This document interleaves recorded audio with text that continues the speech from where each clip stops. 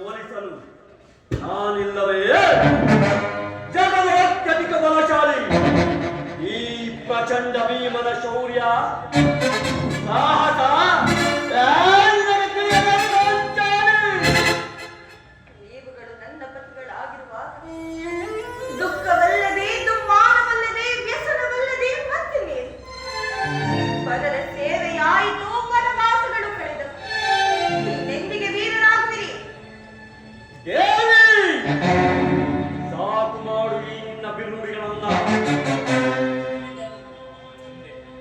ಇನ್ನೆಲ್ಲ ಒದಗಿದ್ದ ವಿಪತ್ ಪರಂಪರೆಗಳನ್ನ ಪರಿಹರಿಸಿ ಕಾಪಾಡಿದವರ ಈ ಪ್ರಚಂಡ ಭೀಮನಲ್ಲವೇ ಅಗ್ರಜನ ಅಭಿಪ್ರಾಯಕ್ಕೆ ವಿರುದ್ಧವಾಗಿ ನುಡಿಯಬಾರದೆಂದು ಒಮ್ಮನಿದ್ದ ಮಾತ್ರಕ್ಕೆ ನನ್ನನ್ನ ಕೈಲಾಗದ ಹೇಳಿ ಎಂದು ಭಾವಿಸಿದೆಯಾ? ಆಗಲ್ಲ. ಕೇಳು.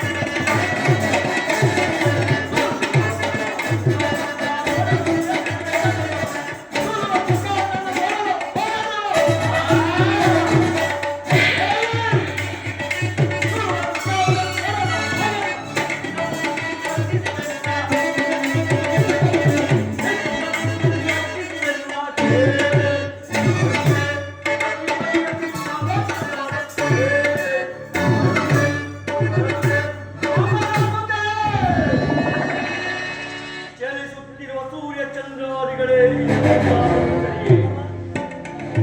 ಸಪ್ತ ತಾರಗಳು ಏಕಕಾಲ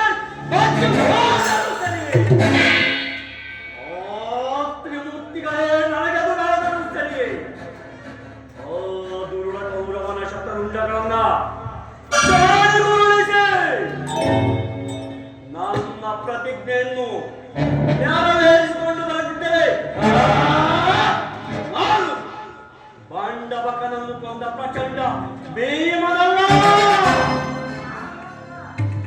ಪ್ರಾಣೇಶ್ವರ, ನೀನಲ್ಲದೆ ವೀರಾಧಿವೀರ, ಧೀರನಿಗೆ ಧೀರ, ನೀನಲ್ಲದೆ ಸ್ವಾಮಿ, ಪುರುಷರಿಗೆಲ್ಲ ಶಿಖಾಮಣಿ.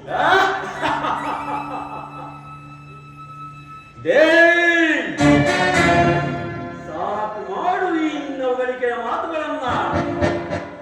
ಎಂದು ನಾನು ಸಮಾರಂಗದ ಮಧ್ಯೆ ಹೋರಾಡಿ ಆ ದುರ್ಮನಂದ ದುರ್ಯೋಧನನ ರಾಜ ಕಿರೀಟವನ್ನು ಒದ್ದು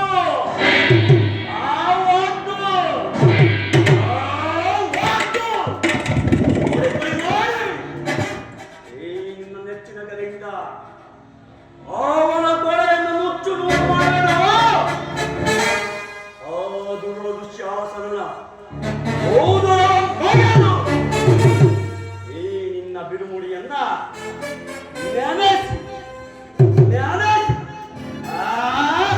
ನೆನೆಸಿ ಕಟ್ಟುವೆನೋ ಅಂದು ಮಗಳದೆಯಂತೆ ಅಲ್ಲಿಯವರೆಗೂ ಈ ನಿನ್ನ